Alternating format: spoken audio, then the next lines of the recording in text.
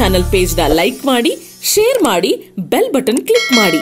ನಿರಂತರ ಸುದ್ದಿಗಳಿಗಾಗಿ ಸಬ್ಸ್ಕ್ರೈಬ್ ಆಗಿ. ಸ್ನೇಹಿತರೆ ನಮಸ್ತೆ, ಮತಭಾರತ ವಿಶೇಷ ಕಾರ್ಯಕ್ರಮಕ್ಕೆ ಸ್ವಾಗತ. ನಾನು ಭಾಸ್ಕರ್ ತೋಟಗೆರೆ.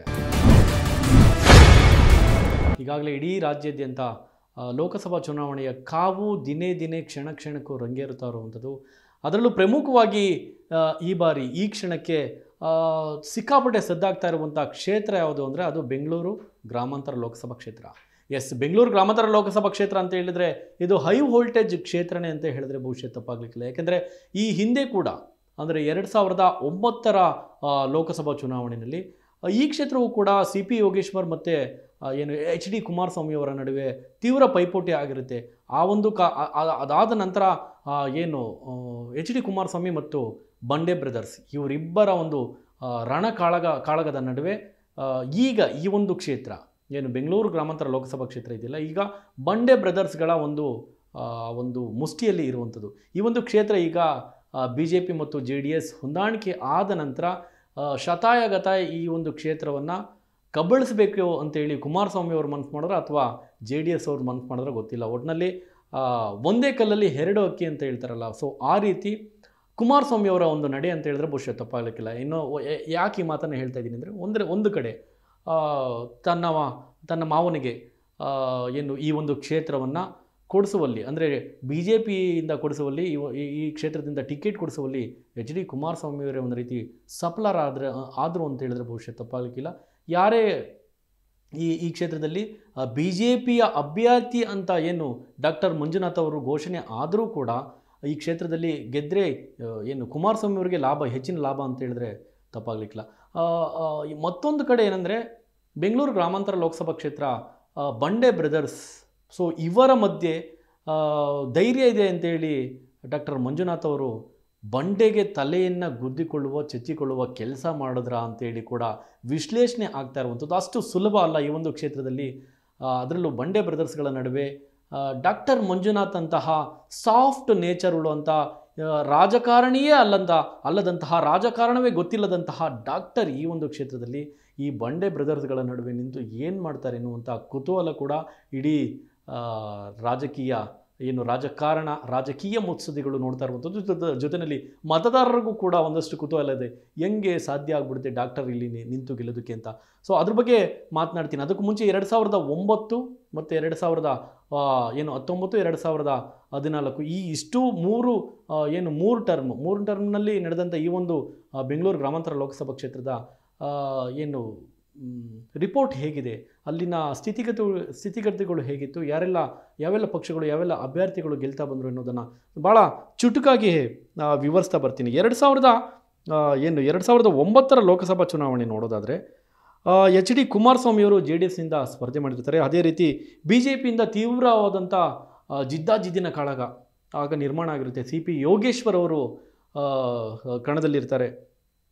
ಕಾಂಗ್ರೆಸ್ನಿಂದ ತೇಜಸ್ವಿನಿ ಗೌಡರು ನಿಂತಿರ್ತಾರೆ. ತೇಜಸ್ವಿನಿ ಗೌಡರು ಆಟಕ್ಕುಂಟು ಲೆಕ್ಕಕ್ಕಿಲ್ಲ ಎನ್ನುವಂತೆ ಆ ಒಂದು ಸಂದರ್ಭದಲ್ಲಿ 2009ರಲ್ಲಿ ಆಟಕ್ಕುಂಟು ಲೆಕ್ಕಕ್ಕಿಲ್ಲ ಎನ್ನುವಂತೆ ಕಂಡುಬಂದಿರ್ತಾರೆ. ತೀವ್ರ ಪೈಪೋಟಿ ಇಬ್ಬರ ಮಧ್ಯೆ ಏರ್ಪಟ್ಟಿರುತ್ತೆ. CP ಯೋಗೇಶ್ವರ್ ಮತ್ತು HD ಕುಮಾರಸ್ವಾಮಿಯವರ ಮಧ್ಯೆ ಏರ್ಪಟ್ಟಿರುತ್ತೆ. ಆಗ HD ಕುಮಾರಸ್ವಾಮಿಯವರು ಭಾಳ ಅಂತರದಿಂದ ಗೆಲುವನ್ನು ಸಾಧಿಸ್ತಾರೆ. ಅವ್ರು ಪಡೆದುಕೊಂಡಂಥ ಮತ 4,93,302 ಮತಗಳನ್ನು ಪಡೆದುಕೊಂಡು ಬಹುಮತವನ್ನು ಪಡೆದುಕೊಂಡು ವಿಜಯಶಾಲಿ ಆಗ್ತಾರೆ.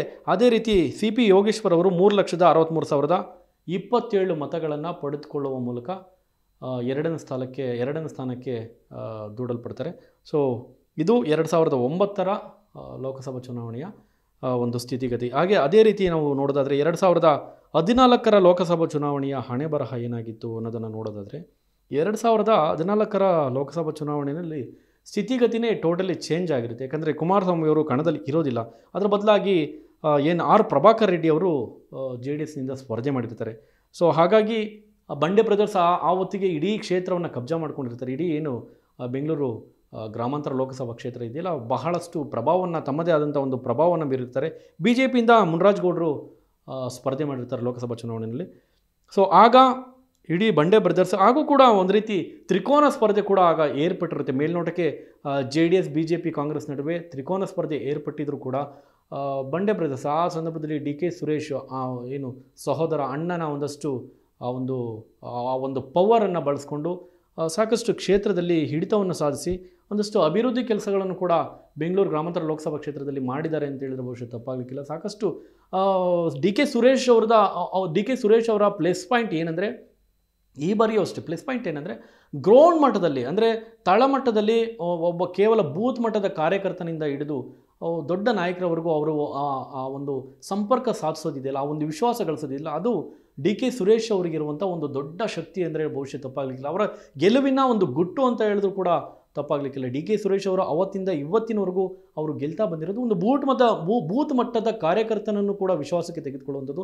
ಜೊತೆಯಲ್ಲಿ ಕ್ಷೇತ್ರದಲ್ಲಿ ಯಾವಾಗಲೂ 24/7 ಕ್ಷೇತ್ರದಲ್ಲಿ ಯಾವಾಗಲೂ ಜನಸಂಪರ್ಕದಲ್ಲೇ ಮತದಾರರ ಸಂಪರ್ಕದಲ್ಲಿ ಇರುವಂಥದ್ದು ಅವರ ಗೆಲುವಿನ ಗುಟ್ಟು ಅಂತ ಹೇಳ್ಬೋದು. ಇನ್ನು 2014 ಲೋಕಸಭಾ ಚುನಾವಣೆಯಲ್ಲಿ ಡಿ ಕೆ ಸುರೇಶ್ ಅವರು ಪಡೆದುಕೊಂಡಂಥ ಮತ 6,52,723 ಮತಗಳನ್ನು ಪಡೆದುಕೊಂಡು ವಿಜಯಶಾಲಿ ಆಗಿರ್ತಾರೆ. ಆಗ ಬಿ ಜೆ ಪಿಯಿಂದ ಸ್ಪರ್ಧೆ ಮಾಡಿರೋದಂಥ ಮುನ್ರಾಜಗೌಡರು ಪಡೆದುಕೊಂಡಿರೋದಂಥ ಮತ 4,21,243 ಮತಗಳನ್ನು ಪಡೆದುಕೊಂಡು 2ನೇ ಸ್ಥಾನಕ್ಕೆ ದೂಡಲ್ಪಟ್ಟಿರ್ತಾರೆ. ಆಗ ಪ್ರಭಾಕರ್ ರೆಡ್ಡಿ ಅವರು JDS-ಇಂದ ಸ್ಪರ್ಧೆ ಮಾಡಿರ್ತಾರೆ. 3,17,870 ಮತಗಳನ್ನು ಪಡೆದುಕೊಂಡಿರ್ತಾರೆ. ಈಗ ಇವರು ಆಮ್ ಆದ್ಮಿ ಪಾರ್ಟಿಯಿಂದ ರವಿಕೃಷ್ಣ ರೆಡ್ಡಿ ಅವರು ಕೂಡ ಸ್ಪರ್ಧೆ ಮಾಡಿರ್ತಾರೆ. ಅವರು ಕೂಡ ಒಂದಷ್ಟು ಮತಗಳ ಅಂತರ ಒಂದಷ್ಟು ಜಾಸ್ತಿ ಆಗಿರುತ್ತೆ. ಅಂದರೆ ಲಕ್ಷದ ಗಡಿಯನ್ನು ಮೀರಿ ಅವರು ಮತಗಳನ್ನು ಪಡೆದುಕೊಂಡಿರ್ತಾರೆ. ಅವರು ಪಡೆದುಕೊಂಡಂಥ ಮತ 1,07,195 ಮತಗಳನ್ನು ಪಡೆದುಕೊಂಡಿರ್ತಾರೆ. ಸೊ ಹೀಗೆ D K Suresh, D K brothers ಇಡೀ ಬೆಂಗಳೂರು ಗ್ರಾಮಾಂತರ ಲೋಕಸಭಾ ಕ್ಷೇತ್ರದಲ್ಲಿ ತಮ್ಮ ಹಿಡಿತವನ್ನು ಸಾಧಿಸ್ತಾ ಬಂದಿರ್ತಾರೆ. 2009 ಆಯಿತು, 2014 ಆಯಿತು. 2019 ಲೋಕಸಭಾ ಚುನಾವಣೆಯ ಸ್ಥಿತಿಗತಿ ಹೇಗಿತ್ತು ಅನ್ನೋದನ್ನು ನೋಡೋದಾದರೆ, ಅಗೇನ್ ಅಲ್ಲೂ ಕೂಡ 2019 ಲೋಕಸಭಾ ಚುನಾವಣೆಯಲ್ಲೂ ಕೂಡ ಡಿ ಕೆ ಸುರೇಶ್ ಅವರು ತಮ್ಮ ಆ ಒಂದು ಕ್ಷೇತ್ರವನ್ನು ತಮ್ಮ ಮುಷ್ಟಿಯಲ್ಲಿ, ತಮ್ಮ ಒಂದು ಹದ್ಬಸ್ತಿನಲ್ಲಿ ಇಟ್ಕೊಂಡಿರ್ತಾರೆ. ಅದೇ ಆಗಲೇ ಹೇಳಿದಂತೆ ತಳಮಟ್ಟದಿಂದ ಕೂಡ ಮತದಾರರನ್ನ ಸೆಳೆಯುವಲ್ಲಿ ಸಾಕಷ್ಟು ಸಫಲರಾಗಿರ್ತಾರೆ. ಇನ್ನು ಬಿ ಜೆ ಪಿಯಿಂದ ಅಶ್ವಥ್ ನಾರಾಯಣ್ ಗೌಡ್ರು ಬಿ ಜೆ ಪಿಯ ಮಾಜಿ ಉಪಮುಖ್ಯಮಂತ್ರಿಗಳು. ಸೊ ಅವರು ಸ್ಪರ್ಧೆ ಮಾಡಿರ್ತಾರೆ. ಇವರಿಬ್ಬರ ನಡುವೆ ತೀವ್ರವಾದಂಥ ಒಂದು ಸ್ಪರ್ಧೆ ಏರ್ಪಟ್ಟಿರುತ್ತೆ.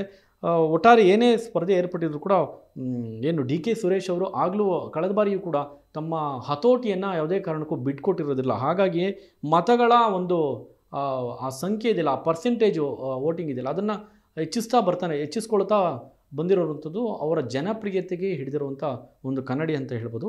ಅವ್ರು ಪಡೆದುಕೊಂಡಂಥ ಮತ, ಡಿ ಕೆ ಸುರೇಶ್ ಅವರು ಪಡೆದುಕೊಂಡಂಥ ಮತ 8,78,258 ಮತಗಳನ್ನು ಪಡೆದುಕೊಂಡು ವಿಜಯಶಾಲಿಯಾಗಿರ್ತಾರೆ.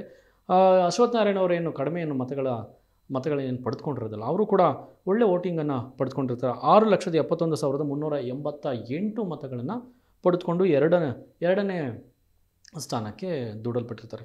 ಸೊ ಹಾಗಾದರೆ ಈಗಿನ ಸ್ಥಿತಿಗತಿ ಹೇಗಿದೆ ಸ್ವಾಮಿ? ಆಯಿತು, ಇದು 3 ಟರ್ಮ್ದು ಹಳೆ ಪುರಾಣ ಆಯಿತು. 2009, 14, 19 ಪುರಾಣ ಆಯಿತು. ಈ ಬಾರಿ ಹೇಗಿದೆ? ಈ ಬಾರಿ ಒಂದು ರೀತಿ ಮೇಲ್ನೋಟಕ್ಕೆ ನೋಡೋದಾದರೆ JDS ಮತ್ತು BJP ಇಲ್ಲಿ ಜಂಟಿಯಾಗಿ ಬ್ಯಾಟಿಂಗ್ ಇಳಿದಿರೋದ್ರಿಂದ ಒಂದಷ್ಟು ಡಿ ಕೆ ಸುರೇಶ್ ಅವರಿಗೆ ಕಷ್ಟ ಆಗುತ್ತೆ, ಟಫ್ ಫೈಟ್ ಇದೆ ಅಂತೇಳಿ ಹೇಳ್ತಾ ಇರುವಂಥದ್ದು. ಏಕೆಂದರೆ ಡಾಕ್ಟರ್ ವರ್ಸಸ್ ಬಂಡೆ ಬ್ರದರ್ಸ್ ನಡುವೆ ಈ ಬಾರಿ ನೇರ ಹಣಾಹಣಿ ಇದೆಯಾ? ಇಲ್ಲ.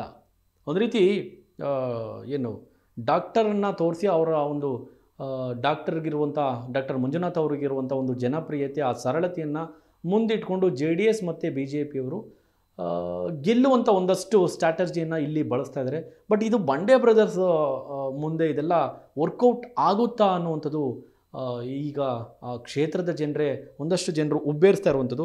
ಸೊ ಇನ್ನು ಈ ಕ್ಷೇತ್ರ, ಈ ಒಂದು ಬೆಂಗಳೂರು ಗ್ರಾಮಾಂತರ ಲೋಕಸಭಾ ಕ್ಷೇತ್ರ, ಈ ಒಂದು ಕ್ಷೇತ್ರಕ್ಕೆ ವ್ಯಾಪ್ತಿಗೆ ಒಳಪಡುವಂಥ ಒಟ್ಟು ಎಷ್ಟು ಕ್ಷೇತ್ರಗಳನ್ನು ಒಟ್ಟು ಎಷ್ಟು ವಿಧಾನಸಭಾ ಕ್ಷೇತ್ರಗಳನ್ನು ಒಳಪಡುತ್ತೆ ಅಂದರೆ 8 ವಿಧಾನಸಭಾ ಕ್ಷೇತ್ರಗಳನ್ನು ಒಳಪಟ್ಟಿರುವಂಥ ಈ ಒಂದು ಲೋಕಸಭಾ ಕ್ಷೇತ್ರ ಆಗಿರುತ್ತೆ. 8 ವಿಧಾನಸಭಾ ಕ್ಷೇತ್ರಗಳು: ಕನಕಪುರ, RR ನಗರ, ಆನೇಕಲ್, ಕುಣಿಗಲ್, ರಾಮನಗರ, ಚನ್ನಪಟ್ಟಣ, ಮಾಗಡಿ ಮತ್ತು ಬೆಂಗಳೂರು ದಕ್ಷಿಣ ವಿಧಾನಸಭಾ ಕ್ಷೇತ್ರಗಳು. 8 ವಿಧಾನಸಭಾ ಕ್ಷೇತ್ರಗಳಿವೆ ಒಟ್ಟು. ಆ ಪೈಕಿ 2 ವಿಧಾನಸಭಾ ಕ್ಷೇತ್ರಗಳು RR ನಗರ ಮತ್ತು ಬೆಂಗಳೂರು ಸೌತ್ ಇದೆಯಲ್ಲ, ಈ 2 ವಿಧಾನಸಭಾ ಕ್ಷೇತ್ರಗಳು BJPಯ MLAಗಳಿದ್ದಾರೆ. ಒಂದು ಕಡೆ RR ನಗರಲ್ಲಿ ಕೃಷ್ಣಪ್ಪ ಅವರು ಗೆದ್ದಿದ್ದಾರೆ, ಇನ್ನೊಂದು ಕಡೆ ಹೇಳಿ ಕೇಳಿ ಮುನ್ರತ್ನಂ ಅವರು ಗೆದ್ದಿದ್ದಾರೆ.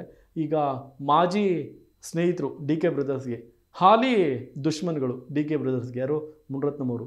ಸೊ ಇಲ್ಲಿ ಕೂಡ ಈ ಎರಡೂ ಕ್ಷೇತ್ರಗಳು ಒಂದು ರೀತಿ ಡಿ ಕೆ ಬ್ರದರ್ಸ್ಗೆ ನುಂಗಲಾರದ ತುತ್ತಾಗಿ ಪರಿಣಮಿಸಿರುತ್ತದೆ. ಯಾಕೆ ನುಂಗಲಾರದ ತುತ್ತಾಗಿ ಪರಿಣಮಿಸಿದೆ ಅಂದರೆ ಅದನ್ನು ಕೂಡ ಎಕ್ಸ್ಪ್ಲೇನ್ ಮಾಡ್ತೀನಿ. ಯಾಕೆ ನುಂಗಲಾರದ ತುತ್ತಾಗಿದೆ ಅಂದರೆ ಈ ಎರಡೂ ಕ್ಷೇತ್ರಗಳ ವೋಟಿಂಗು, ಸರಾಸರಿ ವೋಟಿಂಗ್ನ ನೋಡೋದಾದರೆ ಭಾಳ ಕಷ್ಟ ಇದೆ. ಈ ಎರಡೂ ಕ್ಷೇತ್ರದಲ್ಲಿ ಏನಾದರೂ ಒಂದು ಸ್ವಲ್ಪ ಏರುಪೇರು ಆದರೂ ಕೂಡ ಏನು ಡಾಕ್ಟರ್ ಮಂಜುನಾಥ್ ಅವರು ಗೆಲ್ಲುವಂಥ ಸಾಧ್ಯತೆಗಳು ಭಾಳಷ್ಟು ಇದೆ. ಅದನ್ನು ತಳ್ಳಿ ಹಾಕುವಂತಿಲ್ಲ. ಹಾಗಾಗಿನೇ ತುಂಬ ಕಾನ್ಸಂಟ್ರೇಷನ್ ಮಾಡ್ತಾ ಇದ್ದಾರೆ ಎರಡೂ ಕ್ಷೇತ್ರಗಳಲ್ಲಿ. ಡಿ ಕೆ ಬ್ರದರ್ಸು ಎರಡೂ ಕ್ಷೇತ್ರದ ಮತವನ್ನು ಕಬ್ಜಾ ಮಾಡ್ಕೊಳ್ಳೋದಕ್ಕೆ ಸಾಕಷ್ಟು ಹರಸಾಹಸವನ್ನು ಪಡ್ತಾ ಇದ್ದಾರೆ. ಯಾಕಂದರೆ ಬೆಂಗಳೂರು ಗ್ರಾಮಾಂತರ ಲೋಕಸಭಾ ಕ್ಷೇತ್ರದಲ್ಲಿ ಒಟ್ಟು ಮತದಾರರ ಸಂಖ್ಯೆ 27 ಲಕ್ಷ ಇದೆ. ಆ ಪೈಕಿ ಬೆಂಗಳೂರು ದಕ್ಷಿಣ ವಿಧಾನಸಭಾ ಕ್ಷೇತ್ರದ ಒಂದರಲ್ಲೇ, ಬೆಂಗಳೂರು ಸೌತ್ ಕಾನ್ಸ್ಟಿಟ್ಯೂನ್ಸಿನಲ್ಲೇ 7.5 ಲಕ್ಷ ಮತದಾರರಿದ್ದಾರೆ. ಅದೇ ರೀತಿ ಆರ್ ನಗರ ವಿಧಾನಸಭಾ ಕ್ಷೇತ್ರದಲ್ಲಿ 4.5 ಲಕ್ಷ ಮತದಾರರಿದ್ದಾರೆ. ಈ ಎರಡೂ ಕ್ಷೇತ್ರಗಳನ್ನು ಒಟ್ಟು ಮಾಡಿ ನೋಡಿದ್ರೆ 12 ಲಕ್ಷಕ್ಕೂ ಅಧಿಕ ವೋಟಿಂಗ್ ಮತದಾರರು ಈ ಒಂದು ಕ್ಷೇತ್ರದಲ್ಲಿ ಇದ್ದಾರೆ. ಇದೇ ಕಾರಣಕ್ಕೆ ಈ ಎರಡೂ ಕ್ಷೇತ್ರವೂ ಕೂಡ ಒಂದು ರೀತಿ ಈ ಅಭ್ಯರ್ಥಿಗಳ ಏನು doctor Manjunath versus D K Suresh ಅವರ ಒಂದು ಗೆಲುವಿಗೆ ಈ ಎರಡೂ ಕ್ಷೇತ್ರಗಳು ಬಹಳ ನಿರ್ಣಾಯಕ ಪಾತ್ರವನ್ನು ವಹಿಸಲಿದೆ. 8 ಲೋಕಸಭಾ ಕ್ಷೇತ್ರಗಳ ಪೈಕಿ 2 ವಿಧಾನಸಭಾ ಕ್ಷೇತ್ರಗಳಲ್ಲಿ ಮಾತ್ರ ಬಿ ಜೆ ಪಿ ಇದೆ. ಆಗಲೇ ನಾನು ಹೇಳಿದಂತೆ ಬಿ ಜೆ ಪಿ ಹಿಡಿತದಲ್ಲಿದೆ. ಇನ್ನು ಈ ತೀವ್ರ ಪೈಪೋಟಿ ಏರ್ಪಟ್ಟಿರೋದು ಎಲ್ಲಿ ಅಂದರೆ ಚನ್ನಪಟ್ಟಣದಲ್ಲಿ JDSನ ಕುಮಾರಸ್ವಾಮಿಯವರು, ಸೊ ಅವ್ರ ಕೈಯಲ್ಲಿ ಇರುವಂಥದ್ದು ತಮ್ಮದೇ ಆದ ಕ್ಷೇತ್ರದಲ್ಲಿ ಮತಗಳು ಬರಲಿದೆ ಅನ್ನೋದು ಕೂಡ ಒಂದಷ್ಟು ಲೆಕ್ಕಾಚಾರ ಕುಮಾರಸ್ವಾಮಿ ಅವರಿಗಿದೆ. ಸೊ ಇನ್ನು ಮಾಗಡಿ ಕ್ಷೇತ್ರದಲ್ಲಿ ಅದೇ ಆಗಲೇ ಹೇಳಿದಂತೆ ಏನು ಮಾಜಿ ಸ್ನೇಹಿತ ಹಾಲಿ ದುಶ್ಮನ್ ಬಾಲಕೃಷ್ಣ ಅವರಿದ್ದಾರೆ. ಸೊ ಮಾಗಡಿ ಕ್ಷೇತ್ರದಲ್ಲೂ ಒಂದಷ್ಟು JDSನ ಏನು ಪರ್ಮನೆಂಟ್ ಮತದಾರರು ಕೂಡ ಇದ್ದಾರೆ ಅಂತ ಹೇಳಿದ್ರೆ ಬಹುಶಃ ತಪ್ಪಾಗಲಿಕ್ಕಿಲ್ಲ. ಇನ್ನು JDS BJP ಮೈತ್ರಿಯಿಂದಾಗಿ ಒಂದಷ್ಟು ಡಾಕ್ಟರ್ ಮಂಜುನಾಥ್ ಅವರು ಗೆದ್ದೇ ತೀರ್ಬೋದು ಎನ್ನುವಂಥ ಲೆಕ್ಕಾಚಾರ ಇದ್ದರೂ ಕೂಡ, ಏನೇ ಇದ್ದರೂ ಕೂಡ 5 ಕ್ಷೇತ್ರಗಳಲ್ಲಿ ಡಿ ಕೆ ಬ್ರದರ್ಸ್ 5 ಕ್ಷೇತ್ರಗಳು ಕೂಡ ಡಿ ಕೆ ಬ್ರದರ್ಸ್ ಅವರ ಒಂದು ಮುಷ್ಟಿಯಲ್ಲಿರೋದನ್ನು ಯಾರು ಕೂಡ ಒಂದು ರೀತಿ ಲಘುವಾಗಿ ಪರಿಗಣಿಸುವಾಗಿಲ್ಲ. ಡಿ ಕೆ ಸುರೇಶ್ ಅವರ ಗೆಲುವಿದಿಲ್ಲ, ಅದನ್ನು ಅಷ್ಟು ಲಘುವಾಗಿ ಪರಿಗಣಿಸೋದಕ್ಕೆ ಸಾಧ್ಯವೇ ಇಲ್ಲ. 8 ವಿಧಾನಸಭಾ ಕ್ಷೇತ್ರಗಳ ಪೈಕಿ 5 ವಿಧಾನಸಭಾ ಕ್ಷೇತ್ರಗಳು ಡಿ ಕೆ ಬ್ರದರ್ಸ್ ಅವರ ಮುಷ್ಟಿನಲ್ಲಿದೆ.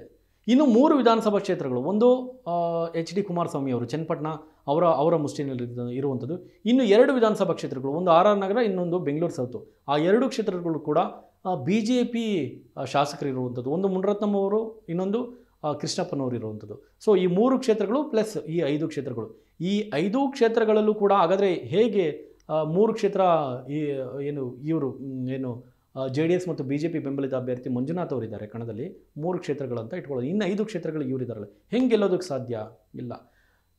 ಇವರದೇ ಆದಂಥ ಒಂದಷ್ಟು JDS ಮತ್ತು BJPಯ ಒಂದಷ್ಟು ವೋಟ್ ಬ್ಯಾಂಕಿಂಗ್ ಈ 5 ಕ್ಷೇತ್ರಗಳು ಕೂಡ ಇರುವಂಥದ್ದೇ ಇವರ ಒಂದು BJP ಮತ್ತು JDSನ ಗೆಲ್ಲುವ ಒಂದು ತಂತ್ರಗಾರಿಕೆ ಅಂತ ಹೇಳಿದ್ರೆ ಬಹುಶಃ ತಪ್ಪಾಗಲಿಲ್ಲ. ರಾಜಕೀಯವಾಗಿ ಏನೇ ತಂತ್ರಗಾರಿಕೆಗಳನ್ನು, ಏನೇ ಸ್ಟ್ರಾಟಜಿಗಳನ್ನು ಉಪಯೋಗಿಸಿದ್ರು ಕೂಡ ಬಂಡೆ ಬ್ರದರ್ಸ್ ವರ್ಸಸ್ ಡಾಕ್ಟರ್ ನಡುವಿನ ಏನೇ ಕಾಳಗ ನಡೆದರೂ ಕೂಡ ಎಲ್ಲರ ಹಣೆಬರಹವನ್ನು ಅಂತಿಮವಾಗಿ ನಿರ್ಣಯ ಮಾಡೋದು ಮತದಾರರ ಬೆರಳ ತುದಿಯಲ್ಲಿರುವಂಥದ್ದು. ಹಾಗೆ ಭದ್ರವಾದಂಥ ಒಂದು ಭಾರತದ ನಿರ್ಮಾಣಕ್ಕಾಗಿ ಯೋಗ್ಯರನ್ನೇ ಆಯ್ಕೆ ಮಾಡಿ. ಹಾಗಾದರೆ 2024ರ ಲೋಕಸಭಾ ಚುನಾವಣೆಯಲ್ಲಿ ಯಾವೆಲ್ಲ ಕ್ಷೇತ್ರದಲ್ಲಿ ಯಾವೆಲ್ಲ ಅಭ್ಯರ್ಥಿಗಳು ಗೆಲ್ತಾರೆ, 2024ರ ಪ್ರಧಾನಮಂತ್ರಿ ಯಾರಾಗ್ತಾರೆ, ಕಮೆಂಟ್ ಮೂಲಕ ತಿಳಿಸಿ. ಮತ್ತೊಂದು ಸಂಚಿಕೆಯಲ್ಲಿ ಮತ್ತೊಂದು ಲೋಕಸಭಾ ಕ್ಷೇತ್ರದ ಸಂಪೂರ್ಣ ಮಾಹಿತಿ ಇವತ್ತು ನಾನು ನಿಮ್ಮ ಮುಂದೆ ಹಾಜರಾಗ್ತೀನಿ. ನೋಡ್ತಾ ಇರಿ ನ್ಯೂಸ್ 12 ಕನ್ನಡ. TV 12 ಕನ್ನಡ, ಇದು ಕನ್ನಡಿಗರ ಧ್ವನಿ.